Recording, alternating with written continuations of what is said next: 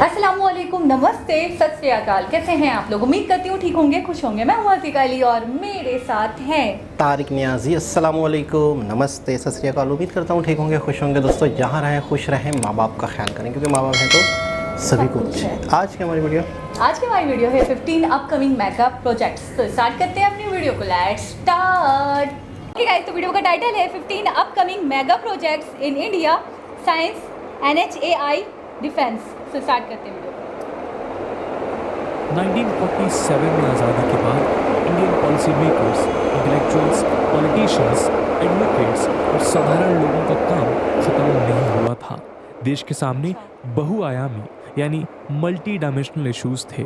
शिक्षा और रोजगार से लेकर लिंग आधारित यानी जेंडर और सेक्स बेस्ड इश्यूज के अलावा किसानी, इंडस्ट्रियल डेवलपमेंट जैसे कई इकोनॉमिकल मैटर्स थे जिन पर गवर्नमेंट को फोकस करना था।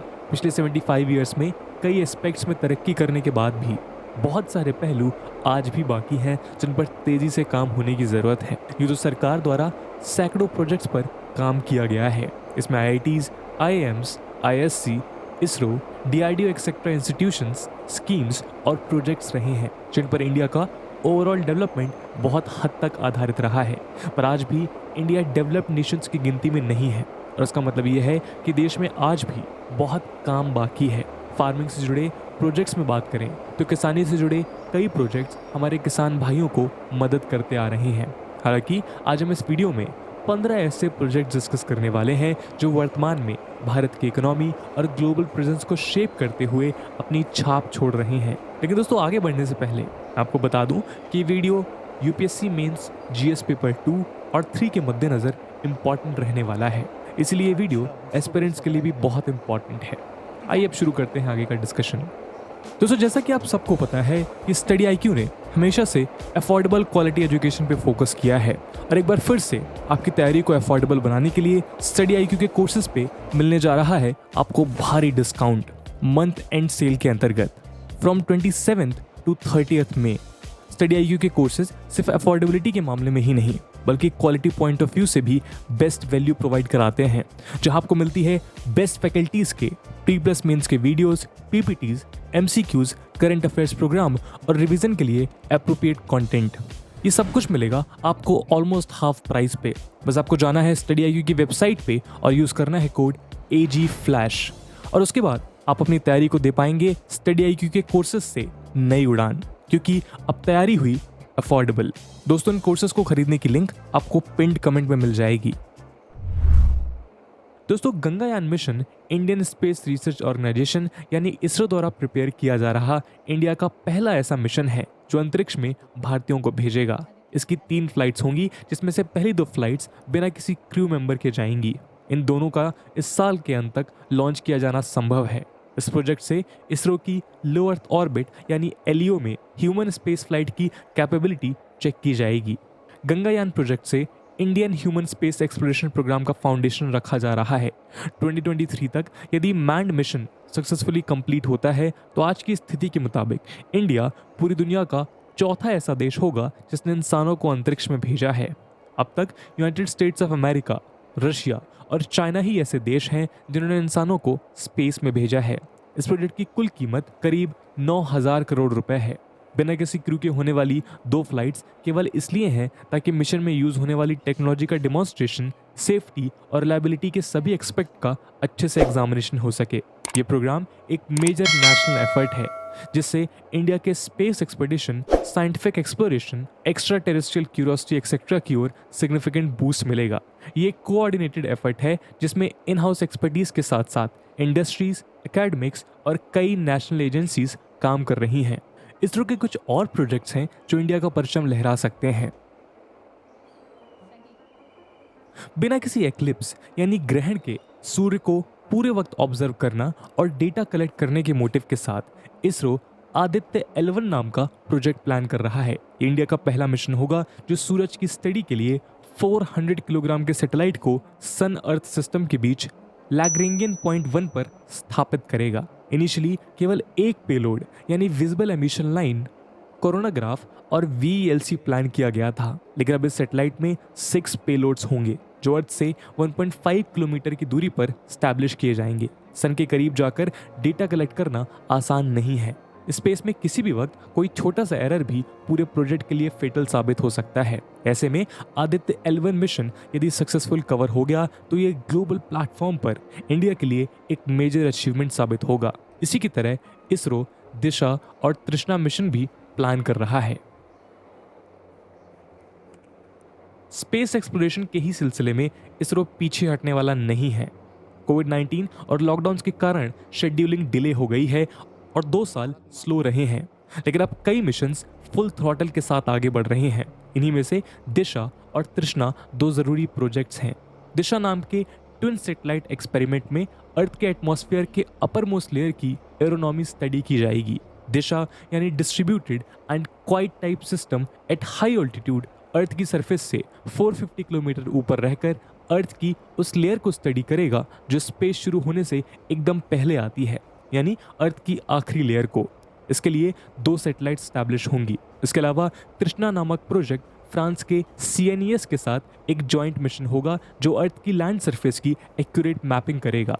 इससे natural resources assessment, urban areas, forest, snow etcetera जैसे कई जगहों की मैपिंग की जाएगी। रिपोर्ट्स के मुताबिक इंफ्रारेड टेक्नोलॉजी का यूज़ कर ये मैपिंग अब तक की सबसे सटीक मैपिंग होगी।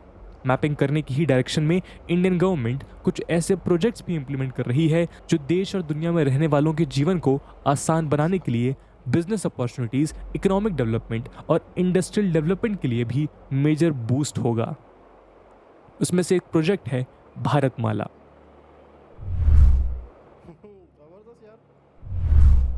Bharatmala project national highway development project यानी NHDP का एक अपडेटेड वर्जन मान लीजिए।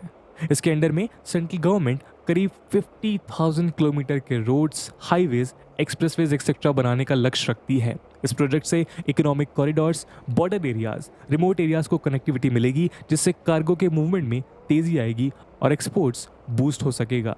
इस प्रोजेक्ट में कंस्ट्रक्शन के दौरान 100 million man days jobs create होंगी।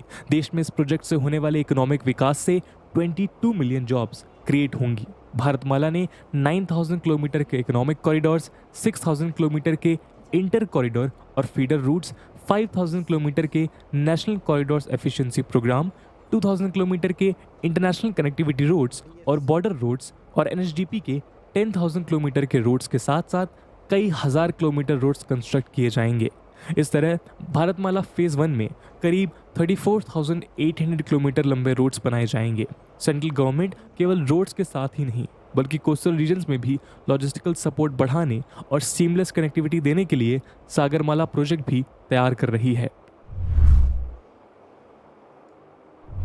सागरमाला एक एम्बिशियस नेशनल इनिशिएटिव है जो इंडिया के लॉजिस्टिक सेक्टर की परफॉर्मेंस में मेजर बूस्ट लेकर आने के लिए तैयार किया गया पोर्ट लेड डेवलपमेंट प्रोजेक्ट है। इसमें इंडिया की कोस्ट लाइन और वाटरवेज के पूरे पोटेंशियल को अनलॉक करना एम रखा गया है। ये प्रोजेक्ट इंडियन कोस्ट लाइन पर मौजूद पोर्ट्स को अपग्रेड करने से लेकर पोर्ट्स के रिनोवेशन और कंस्ट्रक्शन का काम करेगा।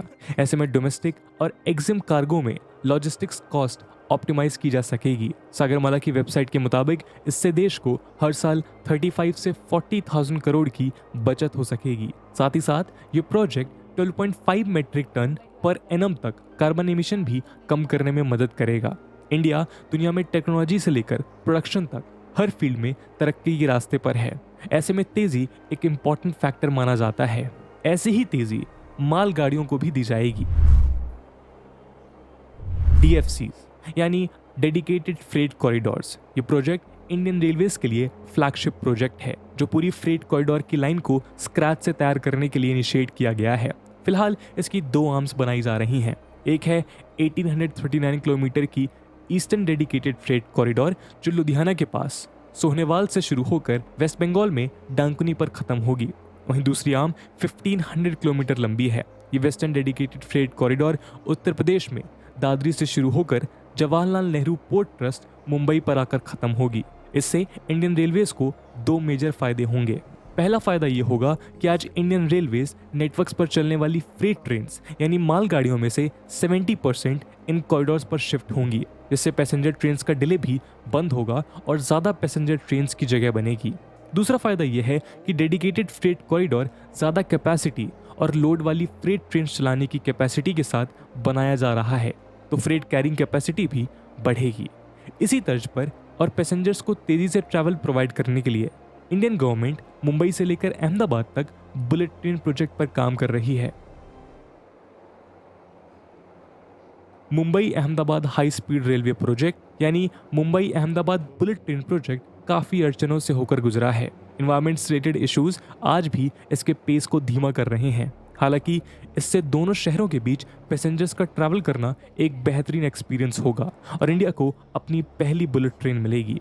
ये मुंबई में थाने क्रीक से होकर गुजरेगी और क्योंकि ये इलाका प्रोटेक्टेड फ्लैमिंगो सेंचुरी है और आसपास काफ़ी मैंग्रोव्स है, तो रेल ट्रैक्स अंडर सी टनल से होकर पास होंगे। इस तरह इंडिया को पहली अंडर वाटर टनल भी मिलेगी। कहा जाता है कि इस बुलेट ट्रेन के ट्रायल्स 350 किलोमीटर प्रति घंटे पर 2026 तक किए जाएंगे। ये ट्रायल्स गुजरात में बिलीमोरा से सूरत के बीच होंगे और बाद में बाकी स्ट्रेचेस टेस्ट किए जाएंगे। इसका operational speed 320 kilometre per hour होगा, जो पैसेंजर्स के लिए गेम चेंजर साबित होगा। ये एक इंटरनेशनल रोड और सी रूट नेटवर्क है जो Armenia, Azerbaijan, Belarus, Bulgaria, India, Iran, Islamic Republic of Kazakhstan, Kyrgyz Republic, Oman, Russian federation, Syrian Arab Republic, Tajikistan, Turkey, Ukraine जैसे देशों के बीच बनाया जा रहा है। INSTC एक मल्टी मोडल ट्रांसपोर्टेशन है जो ईयर 2000 में स्टैब्लिश हुआ था ताकि मेंबर स्टेट्स के बीच ट्रांसपोर्टेशन कोऑपरेशन बढ़ाया जा सके। इस प्रोजेक्ट से इंडियन ओशन और पर्शियन गल्फ को कैस्पियन सी से ईरान द्वारा लिंक किया जाएगा। ये शिप, रेल और रोड का एक रूट है जो ट्रेड कनेक्टिविटी बढ़ाने में मुंबई, मॉस्को, तेहरान, बाकू, बंदर अब्बास, अस्त्रखान और बंदर अंजली के बीच कैटलिस्ट का काम करेगा। ये प्रोजेक्ट भले ही पूरी तरह से इंडिया में नहीं बन रहा है, लेकिन इससे इंडिया की कनेक्टिविटी होना और इंडियन ओशन रीजन में इंडिया के स्ट्रेटजिक पोजीशन से ये एक मेजर जियोपॉलिटिकल मुद्दा बन जाता है। वर्ल्ड वन टावर मुंबई की लोढ़ा पैलेस में 3 सिग्नेचर रेसिडेंशियल टावर्स में से एक है जो 17 एकड़ डेवलपमेंट मास्टर प्लान का हिस्सा है। मुंबई दुनिया के मेजर शहरों में से एक है और ये टावर इंडिया का हाईएस्ट स्काई स्क्रैपर है। हालांकि दुनिया में इसकी रैंकिंग 276 बताई जाती है। इस प्रोजेक्ट को 2011 में शुरू किया गया था और 2019 में इसका कंस्ट्रक्शन पूरा हो चुका है। वर्तमान में ये इंडिया की सबसे ऊंची रेजिडेंशियल बिल्डिंग है। शुरुआती दौर में इस प्रोजेक्ट को दुनिया की सबसे ऊंची बिल्डिंग तैयार करने के इरादे से शुरू किया गया था। इसमें 114 स्टोरीज होनी थी। हालांकि ऐसा नहीं हुआ क्योंकि एयरपोर्ट अथॉरिटी ऑफ इंडिया ने इसकी इजाज़त नहीं दी। एयरपोर्ट अथॉरिटी ऑफ इंडिया को ये भी ध्यान रखना होता है कि एरोप्लेन्स को नेविगेशंस बिना किसी रुकावट के मिलता रहे। नेविगेशन और मैपिंग की बात करें तो इंडियंस को इंडियन गवर्नमेंट ने NAVIC नाम का तोहफा दिया है। इंडियन टेरिटरी में एरियल और marine navigation, disaster management, tracking vehicles and fleet management for business, improved timing, improved mapping और geodetic data capture, terrestrial navigation aid for hikers and travellers, visual and voice navigation for drivers etcetera जैसे applications के साथ NavIC एक satellite system है जिसे इसरो ने बनाया है। इसे Indian regional navigation satellite system यानी IRNSS भी कहते हैं, जो mobile phone users, smart technology users को एक्यूरेट और प्रिसाइड लोकेशन सर्विस प्रोवाइड करती है। इससे 8 सैटेलाइट से पावर मिलती है। इसमें से एक मैसेजिंग सर्विसेज भी प्रोवाइड करता है। इसरो के मुताबिक ये एक independent region navigation satellite system है जो एक तरह से इंडिया का खुद का GPS है। ये प्रोजेक्ट इंडियन सेल्फ रिलायंस के गोल को टेक्नोलॉजी की फील्ड में एक्सटेंड करता है। दोस्तों, इंडिया हमेशा से साइंस और टेक्नोलॉजी में दुनिया में अव्वल रहा है। आज इंडिया में एक अंडरग्राउंड न्यूट्रिनो फैसिलिटी बनाई जा रही है जो अर्थ के इक्वेटर के करीब न्यूट्रिनो डिटेक्टर को लोकेट करने की एक यूनिक पॉसिबिलिटी प्रोवाइड करेगा। वेबसाइट के मुताबिक India based neutrino observatory Tamil Nadu की थेनी डिस्ट्रिक्ट में पोट्टीपुरम गांव में बोडी वेस्ट हिल्स में बनाई जानी है। आज INO यानी India based neutrino observatory feasibility stage में है। इंडिया के 15 अलग अलग इंस्टीट्यूट्स और यूनिवर्सिटीज़ के 50 से ज़्यादा साइंटिस्ट ने साथ मिलकर एक नेशनल न्यूट्रिनो कोलैबोरेशन ग्रुप यानी NNCG बनाया है जो INO से जुड़े कई एस्पेक्ट्स की डिटेलिंग कर रहे हैं और इसी के लिए उन्होंने एक अंडरग्राउंड न्यूट्रिनो लैबोरेटरी का प्रपोजल दिया है। दोस्तों 5GI एक तरह से 5G का मेड इन इंडिया वर्जन है, जिसे IIT हैदराबाद और IIT मद्रास यानी चेन्नई ने जॉइंटली डेवलप किया है। इस नेटवर्क को इंटरनेशनल कम्युनिकेशन यूनियन का अप्रूवल मिल गया है। इसका मतलब यह है कि made in India network global standards पर खरा उतरा है। ये 5G की ही तरह सेम ब्रांड्स और स्पेक्ट्रम पर ऑपरेट होगा, लेकिन ये 5G से अलग है। 5GI लोअर फ्रीक्वेंसी पर ज़्यादा रेंज प्रोवाइड करेगा और कॉस्ट इफेक्टिव भी होगा। इंडियन गवर्नमेंट का ये कदम इसलिए इम्पॉर्टेंट है क्योंकि ये 5G की कनेक्टिविटी रूरल इंडिया तक पहुंचाने में हेल्प करेगा और टेलीकॉम कंपनीज का स्कोप देश में बढ़ाएगा। आज करीब करीब हर एक काम इंटरनेट पर हो रहा है।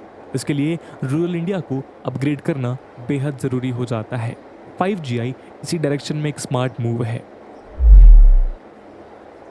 कोविड-19 पैंडेमिक के शुरू होने के बाद हमने देखा कि दुनिया में टीकों यानी वैक्सीन को लेकर एक रेस शुरू हुई है।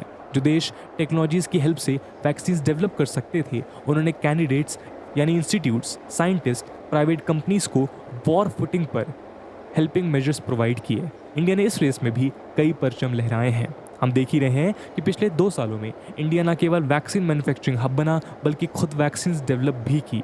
वैक्सीन मैत्री प्रोग्राम के अंडर कई सारे देशों और UN मेंबर कंट्रीज़ को वैक्सीन प्रोवाइड की। ये प्रोजेक्ट कोई एक प्रोजेक्ट नहीं है, बल्कि एक अम्ब्रेला प्रोजेक्ट माना जा सकता है। भारत बायोटेक और Indian council of medical research और नेशनल इंस्टीट्यूट ऑफ वायरोलॉजी के साथ मिलकर कोवैक्सीन तैयार की थी। ये एक इंडिया मेड वैक्सीन थी जिसे कई यूनाइटेड नेशंस मेंबर्स में भेजा गया था। यूँ तो इंडिया में वैक्सीनेशन और मेडिकल साइंस का हज़ारों साल पुराना इतिहास है, लेकिन यदि हम करंट सिनेरियो की बात करें तो इंडिया मेडिकल साइंसेज में उन गिने चुने देशों में से एक है जो इनोवेशन से लेकर मैन्युफैक्चरिंग तक करने की क्षमता रखता है। कृषि भारत की रीढ़ की हड्डी है। आज भी इंडिया की मेजर पॉपुलेशन फार्मिंग और फार्मिंग रिलेटेड एक्टिविटीज़ पर अपना जीवन यापन करती है। ऐसे में हम इस सेक्टर को नज़रअंदाज कर तरक्की के बारे में नहीं सोच सकते। सेंट्रल गवर्नमेंट आज फार्मिंग सेक्टर में टेक्नोलॉजी, इनोवेशन और कैपिटल इन्वेस्टमेंट के साथ एक ओवरऑल डेवलपमेंट का रास्ता तैयार कर रही है। इस सेक्टर में कई प्रोजेक्ट्स और स्कीम्स लागू हैं, जिनमें ई-नाम यानी e National Agriculture Market, National Mission for Sustainable Growth, NMSA, प्रधानमंत्री कृषि सिंचाई योजना, PMKSY, प्रधानमंत्री फसल बीमा योजना, PMFBY, ग्रामीण भंडारण योजना, national scheme on welfare of fisherman and micro irrigation fund और MIF जैसी कई स्कीम्स और प्रोजेक्ट्स फार्मर्स को सपोर्ट कर रही हैं। इन स्कीम्स में फार्मर्स को subsidies, technological support, equipment, awareness और फंडिंग की परेशानी रहित व्यवस्था जैसी हेल्प शामिल हैं। आज इंडिया रिन्यूएबल एनर्जी को लेकर जो कदम उठा रहा है, उसमें यदि सतत मेहनत होती रहे तो आने वाले दशकों में हम सस्टेनेबल एनर्जी का एक बेहतरीन इन्वायरमेंट क्रिएट कर सकते हैं। ये मॉडल बाकी देशों के लिए भी यूज़फुल हो सकता है। 2010 में लॉन्च हुआ Jawaharlal Nehru National Solar Mission या National Solar Mission Government of India और स्टेट गवर्नमेंट्स का एक ऐसा इनिशिएटिव है जिसमें इंडिया को सोलर पावर में वर्ल्ड लीडर बनाने का ऑब्जेक्टिव रखा गया था। इसके 3 फेजेस थे जो 2022 तक कंप्लीट होने थे। ये मिशन अब तक 2 बार रिवाइज हुआ है और अब 2022 तक 100 गीगावाट एनर्जी सोलर पावर से जनरेट करने का लक्ष्य है। इसमें पूरे देश में पॉलिसी मेकिंग और एनर्जी क्रिएशन पर फोकस किया जाना है। हर फेज में पॉलिसीज का सपोर्ट प्रोवाइड किया गया है। आज इंडिया में 40 से ज़्यादा सोलर पार्क्स हैं जो 10 मेगावाट एनर्जी प्रोड्यूस करते हैं। इंडिया में भाडला सोलर पार्क राजस्थान दुनिया का सबसे बड़ा सोलर पार्क है। इसके अलावा Indian government office spaces, residential apartments, villages, farming land etcetera पर भी सोलर पैनल्स इंस्टॉल करने और यूज़ करने को बढ़ावा दे रही है।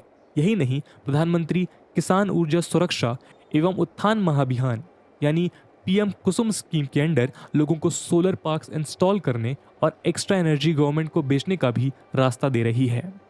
तो दोस्तों, ये थे वो इम्पॉर्टेंट प्रोजेक्ट्स जो इंडिया की दिशा को चेंज कर सकते हैं। हो सकता है कि इसमें कुछ प्रोजेक्ट्स मिसिंग हो, और अगर आपको लगता है कि ऐसे कोई प्रोजेक्ट हैं जो इस लिस्ट में इंक्लूड होने चाहिए तो कमेंट सेक्शन में ज़रूर बताइएगा, उनके बारे में हम अलग से बात कर सकते हैं। दोस्तों, ये प्रोजेक्ट्स इंडिया के एक मल्टी डायमेंशनल सोशियो इकोनॉमिक विकास के लिए तो इम्पॉर्टेंट हैं ही, साथ ही साथ ये प्रोजेक्ट भारत को ग्लोबल रेस में भी आगे रखने में हेल्प कर रहे हैं।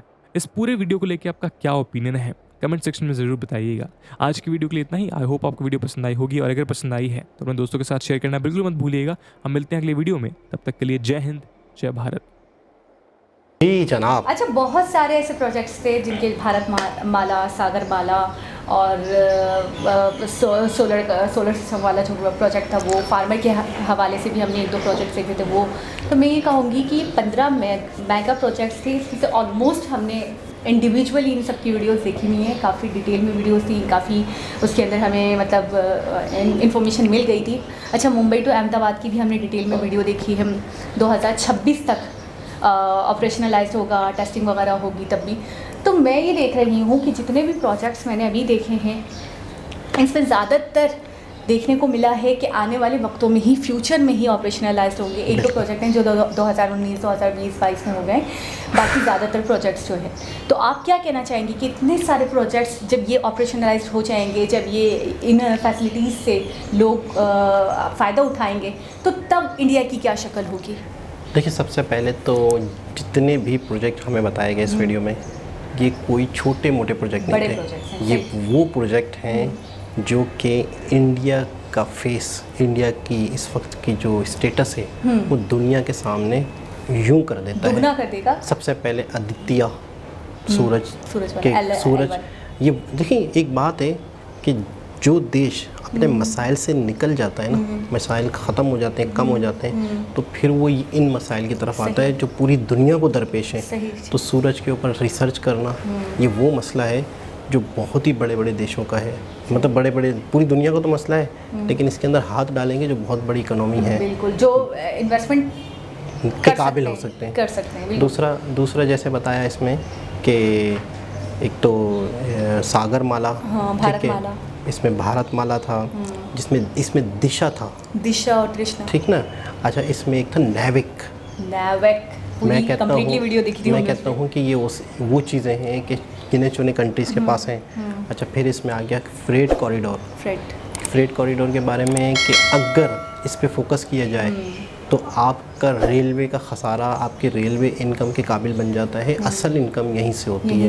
फिर मेट्रो, ठीक है, मेट्रो का जो सिस्टम है, Mumbai to Ahmedabad, bullet train, ठीक है ना, बुलेट ट्रेन हो गया, मेट्रो के, हाँ bullet train, sorry bullet train का जो, हाँ बुलेट ट्रेन का जो प्रोजेक्ट है, ठीक है। अच्छा 5G जैसे 5G, जिसका आजकल बड़े चर्चे चल रहे हैं कि हर जगह यही जिक्र हो रहा है कि इंडिया 5G 6G की प्लानिंग शुरू हो गई है। 5G लॉन्च कर दी है। 5G के बाद 5G आई, फिर 6G पे प्लानिंग हो गई, ठीक है। 5G आई का नहीं पता था हमें, ये मुझे नई बात पता चली इस वीडियो में, लेकिन 5G का भी पता था, 6G का भी पता था। उन्होंने कहा कि ये ऐसी चीज़ है कि जो 5G की सहूलतें दे रही है कम कॉस्ट में, उनने का फ्रीक्वेंसी, और इसका ये मतलब है कि साइड इफ़ेक्ट्स इसके कम होंगे, क्योंकि 5G से रिलेटेड बातें ये होती हैं कि आपको बहुत फास्ट इंटरनेट तो दे देगी, लेकिन आपके वातावरण को, आपके माहौल को इफ़ेक्ट भी ज़्यादा करेगी, ये भी जिक्र सुनने में। अच्छा, फिर बात आई थी वैक्सीन की।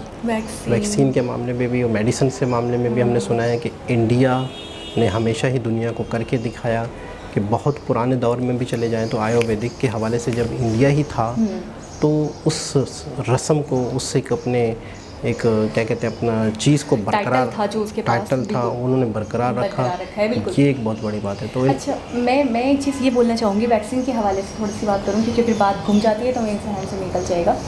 मैं वैक्सीन के हवाले से ये सोच रही हूँ कि वैक्सीन जब कोविड आया था तो ये कोविड सबके लिए नया था, इंडिया के लिए भी उतना ही नया था। ये वो बीमारी थी जिसके बारे में पहले ना कभी सुना, पहले ना कभी रिसर्च करी, पहले ना पता थी इसकी मेडिसिन क्या होंगी, इसके प्रिकॉशंस क्या होंगे, इसकी वैक्सीन क्या होगी, किसी को नहीं पता था। सब एक लेवल पर थे, सारे कंट्रीज, सबके पास वही सेम इन्फॉर्मेशन थी। तो मैं ये कहूँगी कि इनका रिसर्च एंड डेवलपमेंट इतना अच्छा है, इतना ज़्यादा अच्छा है कि मुझे जब पहली बार एहसास हुआ कि इनका रिसर्च और डेवलपमेंट, इनका मेडिकल इतना अच्छा है कि इन्होंने वैक्सीन बना ली, ना सिर्फ वैक्सीन को ईजाद कर लिया बल्कि ये वैक्सीन हब बने। हब मतलब गढ़, यानी कि खुद तो पहली बात तो आपने देखा था ना कि वो एक रिकॉर्ड, एक आंकड़ा इन्होंने सेट करा था जो अपनी कंट्री के ज़्यादातर जनता को, आवाम को वैक्सीनेटेड करवाया था। और दूसरी बात ये कि सिर्फ अपने कंट्री के लोगों को नहीं बल्कि दूसरे कंट्रीज़ को भी भेजी। बिल्कुल ऐसा ही है। तो ये बहुत बड़ी चीज़ मुझे लगी। और जब मुझे लगा कि इनका R&D बहुत अच्छा है, ये इस मामले में इनको बीट नहीं कर सकते। बिल्कुल। और एक चीज़ जो मैं कहता हूँ कि दुनिया की तवज्जो से हटती जा रही है, और आने वाले वक्त में हमने एक आध वीडियो देखी जिसमें आने वाले वक्त में उस चीज़ का बहुत बड़ा प्रॉब्लम दुनिया के आगे उठ रहा है। बहुत सारे कंट्री जो है उस चीज़ से इफ़ेक्ट होने वाले हैं, वो है भोजन, वो है खुराक। तो किसानों के हवाले से भी सब्सिडीज़, किसानों के हवाले से भी फैसिलिटेट करने का इनका प्रोग्राम है, जिसमें किसान जो है वो खेती बाड़ी पे ही रहे।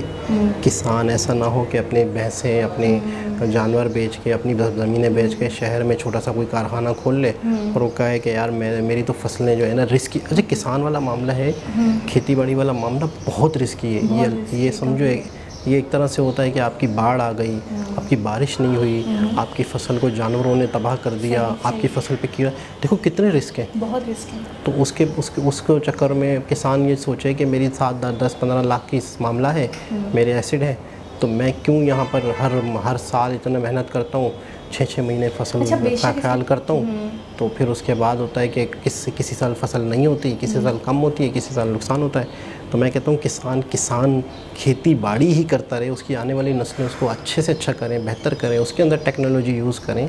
तो इसके लिए भी गवर्नमेंट तवज्जो दे रही है, ये बहुत बड़ी बात है, मैं समझता हूँ। बेशक मैं ये कहूँगी कि किसान को बहुत बड़ा टाइटल दिया जाता है, अन्नदाता कहा जाता है। मतलब जाहिर सी बात है, हमारे लिए सबसे बेसिक चीज़ फूड होता है, हमारे लिए सबसे बेसिक चीज़ चावल, आटा, ये गंदम वगैरह यही है, ये तो हम मर जाए।